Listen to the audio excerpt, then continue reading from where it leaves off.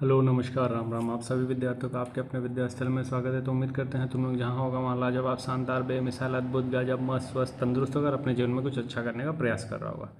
तो class 12th में अभी तक हम लोग 3 चैप्टर देख चुके हैं। कौन कौन सा? सबसे पहले इलेक्ट्रिक चार्ज देखे थे, फिर अपने पास इलेक्ट्रिक पोटेंशियल आया, फिर अपने पास करंट इलेक्ट्रिसिटी आया, अब अपने पास है मूविंग चार्ज एंड मैग्नेटिज्म, जो चैप्टर 4 है क्लास 12th का।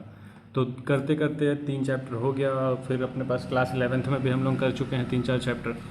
तो अब ये जो चौथा, सबसे पहले तो सीक्वेंस देखो कितने बढ़िया तरीके से सीक्वेंस है सब।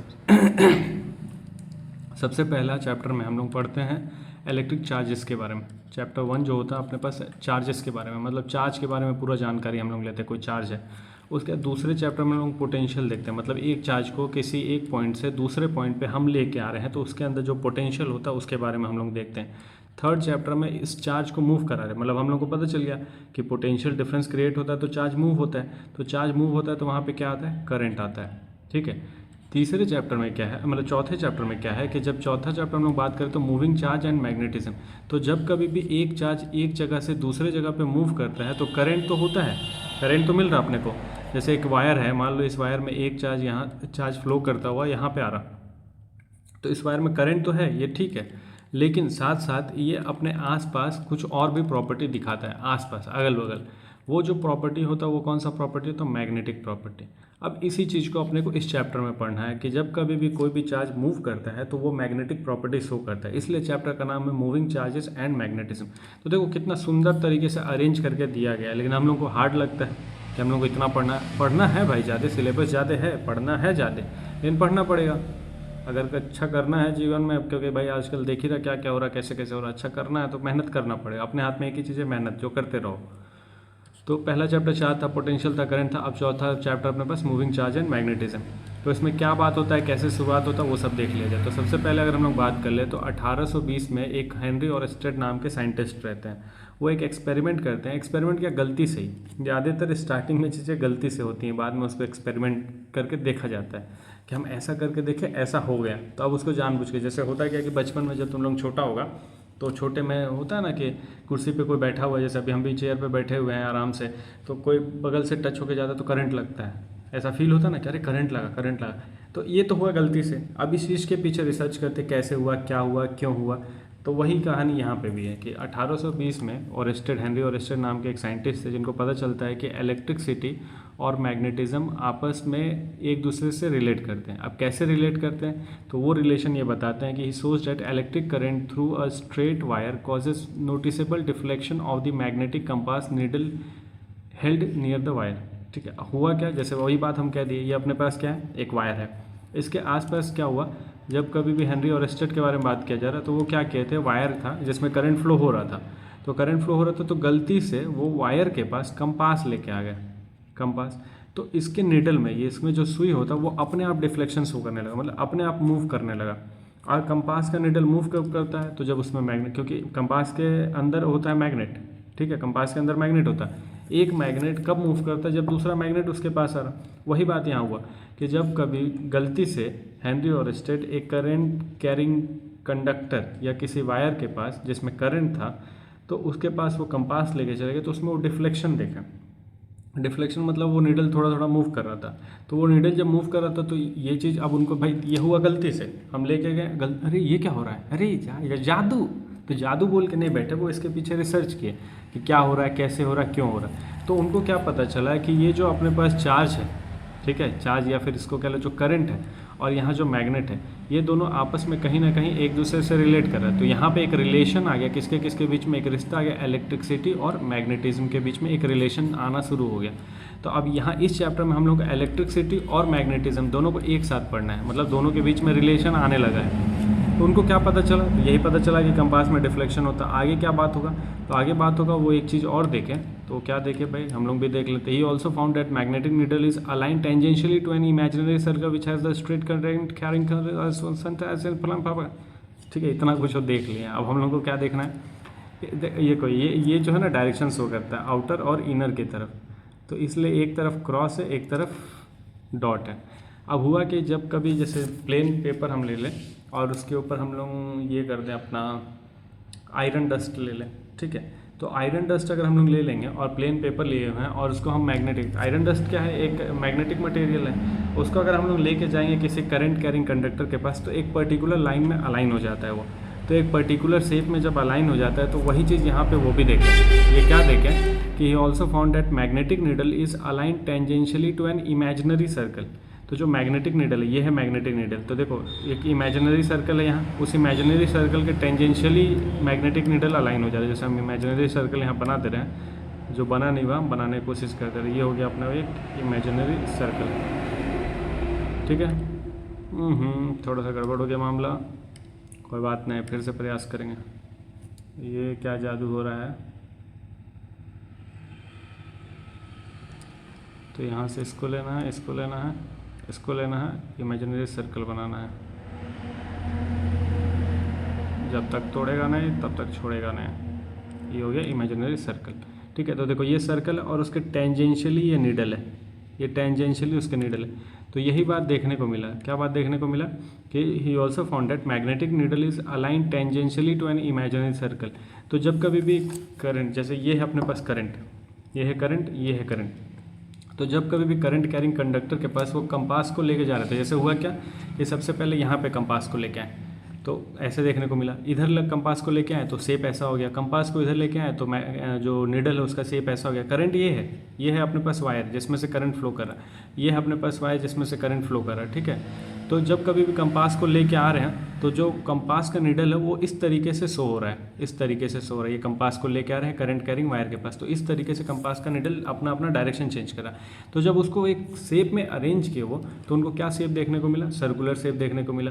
और सेम कहानी यहाँ पे, बस दोनों में फ़र्क क्या है, डायरेक्शन का फ़र्क है, नॉर्थ साउथ का। अभी इसको आगे डिस्कस करेंगे। अभी हम इसको क्यों कर दिए, क्योंकि एक तरफ करंट अंदर की तरफ है, एक साइड करंट बाहर की तरफ है, तो कैसे क्या डायरेक्शन निकालेंगे अभी हम लोग डिस्कस करेंगे। फिलहाल एक्सपेरिमेंट देखा कि जब कभी वो वायर के आसपास अगल बगल लेके जा रहे थे तो कंपास का नीडल थोड़ा थोड़ा डिफ्लेक्ट कर रहा था, और जब उस पूरे नीडल को एक साथ वो अरेंज किया तो क्या देखने को मिला कि जो इमेजिनरी सर्कल एक बनेगा यहाँ पे, उस सर्कल के टेंजेंशियली ये सारा कंपास का नीडल जा रहा है, ठीक है। और वायर का करंट का डायरेक्शन क्या है, तो करंट का डायरेक्शन अंदर की तरफ है या करंट का डायरेक्शन बाहर की तरफ। जैसे मान लो ये हो गया अपने पास वायर, ठीक है, जो अंदर या बाहर की तरफ हो गया, और यहाँ पे एक इमेजिनरी लाइन बन रहा है, यहीं पे ऐसे करके इमेजिनरी लाइन बन रहा है। जब कभी भी यही बात हो रहा है, इसमें से वायर में से करंट जा रहा है और यहाँ पे अपने पास इमेजिनरी लाइन है जहाँ पे मैग्नेटिक इफेक्ट देखने को मिल रहा है, तो वही बात हुआ।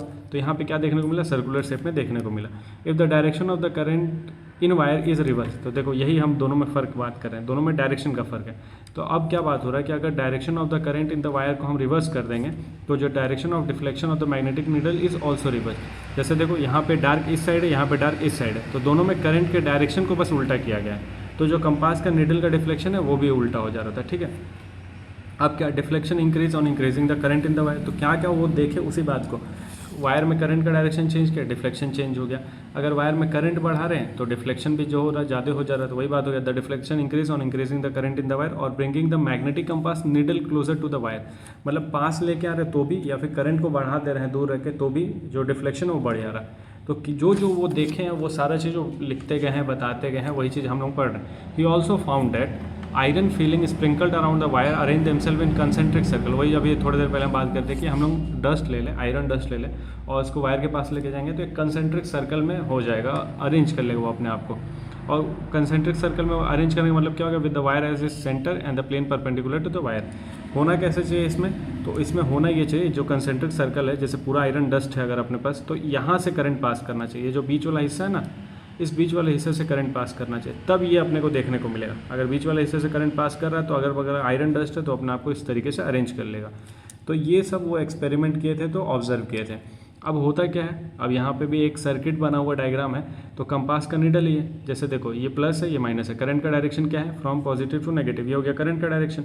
तो पॉजिटिव टू नेगेटिव अगर करंट का डायरेक्शन जा रहा है तो पहले कंपास का नीडल ये था, लेकिन जैसे ही करंट आया डिफ्लेक्शन देखने को मिला। और डिफ्लेक्शन कैसे देखने को मिला, तो नॉर्थ जो साइड है कंपास का वो इस तरफ हो गया, साउथ जो है बाहर की तरफ हो गया। सेम अगर यहाँ बात कर ले, जब करंट बाहर की तरफ जा रहा है, मतलब करंट का डायरेक्शन को रिवर्स कर दिया, तो देखो डिफ्लेक्शन भी रिवर्स हो गया। मतलब पहले अंदर की तरफ डिफ्लेक्शन था, अब बाहर की तरफ डिफ्लेक्शन है ना, फ़र्क। पहले अंदर की तरफ डिफ्लेक्शन जब करंट का डायरेक्शन इस साइड में था, और अब बाहर की तरफ डिफ्लेक्शन जब करंट का डायरेक्शन लोग रिवर्स कर दिया।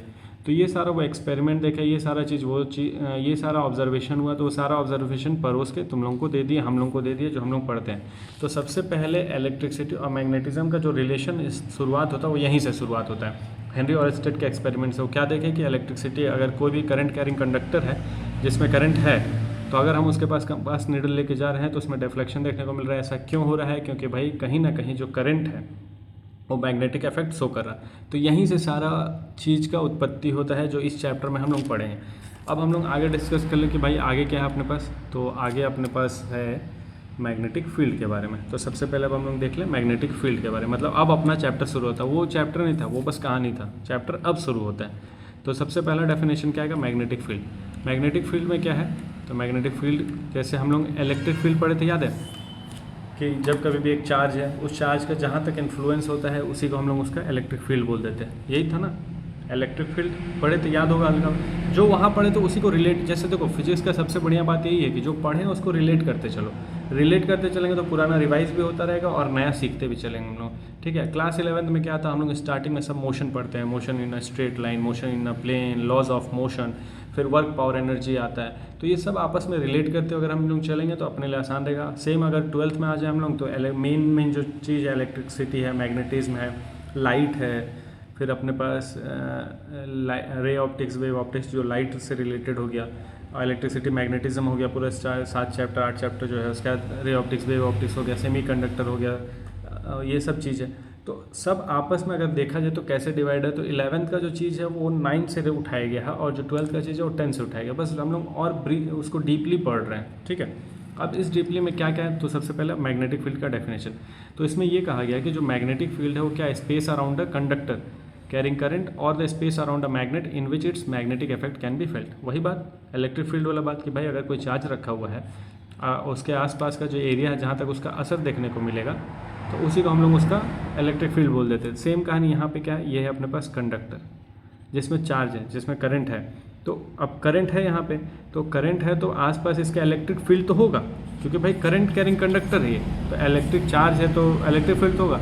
लेकिन साथ साथ ये मैग्नेटिक इफेक्ट भी दिखा रहा है, तो इसके आसपास अपने को मैग्नेटिक फील्ड भी देखने को मिलेगा, ठीक है। एक बात ये हो गया। दूसरा, अगर हम मैग्नेट ले लें, ये मान लो अगर मैग्नेट है तो इसके आसपास जहाँ तक हमको मैग्नेटिक इफेक्ट देखने को मिलेगा वही उसका क्या हो जाएगा, मैग्नेटिक फील्ड। वही चीज़ इंग्लिश में यहाँ लिखा है। और ये कौन सा क्वांटिटी होता है, तो ये होता है वेक्टर क्वांटिटी। और ये क्या लिखा है, एंड ना, डिनोटेड बाई। इसको डिनोट कैसे करते हैं, तो इसको डिनोट करते हैं हम लोग बी वेक्टर से। इलेक्ट्रिक फील्ड को डिनोट करते थे ई वेक्टर से, मैग्नेटिक फील्ड को डिनोट करते हैं बी वेक्टर से। तो उम्मीद करते हैं डेफिनेशन क्लियर होगा, कौन सा क्वांटिटी, वेक्टर क्वांटिटी, डिनोट कैसे करते हैं बी वेक्टर से। अब हम लोग क्या बात कर लेंगे, rules to find magnet direction for magnetic field. यहाँ पे है नहीं, लेकिन उसको हम लोग डिस्कस कर लेते हैं पहले, ठीक। तो अब हम लोग डिस्कस कर लेते हैं डायरेक्शन ऑफ मैग्नेटिक फील्ड। अगर मतलब मैग्नेटिक फील्ड का डायरेक्शन, जैसे इलेक्ट्रिक फील्ड का डायरेक्शन हम लोग निकालते थे टेंजेंशियली होता था, जो भी अपने पास इलेक्ट्रिक फील्ड लाइंस था। तो ऐसे अगर हमको डायरेक्शन ऑफ मैग्नेटिक फील्ड निकालना है तो कैसे होगा, कैसे निकालेंगे। तो 2-3 तो नियम है, लेकिन जो सबसे सिंपल नियम है जो हम लोग अक्सर पढ़ते हैं स्कूल में, चाहे जो सुनते हैं, उसके बारे में हम लोग जान लेंगे। तो सबसे पहले तो राइट हैंड थंब रूल ही है। तो राइट हैंड थंब रूल क्या कहता है, तो right hand thumb rule right hand के मदद से बताता है कि राइट हैंड थंब रूल के अकॉर्डिंग हम लोग कैसे निकालते हैं डायरेक्शन ऑफ मैग्नेटिक फील्ड। तब देखो राइट हैंड थंब रूल के अकॉर्डिंग सबसे पहले जो कहानी लिखा वो पढ़ लेते, फिर हम बता देंगे सीधा सीधा कैसे इस्तेमाल करना है। कह रहा है कि if we imagine the linear wire conductor to be held in the grip of the right hand so that the thumb points in the direction of current, then the curvature of the finger around the conductor will represent the direction of magnetic field lines. पढ़ ली। अब देखा जाए figure के हिसाब से होता क्या, राइट हैंड लो अपना, और राइट हैंड थंब रूल कहने का मतलब राइट हैंड थंब से मतलब है। तो राइट हैंड का थंब हम जिस डायरेक्शन में ले रहे हैं वो अपना करंट का डायरेक्शन है, ठीक है। जैसे देख लो पहला फिगर जो है बना हुआ है ना यहाँ पे, उससे समझो। ये जो पहला फिगर बना हुआ है ये देखो, थोड़ा डार्क हो गया नहीं, इसको नहीं लेना है, इसको लेना है। तो इसको इरेज कर दे, जब इसको लेना ही नहीं है तो इरेज करो। तो ये है अपने पास ये वाला। अगर हम लोग राइट हैंड थंब के लिए बात करें तो यही है राइट हैंड थंब अपना। तो राइट हैंड थंब जिस डायरेक्शन में वो करंट का डायरेक्शन है।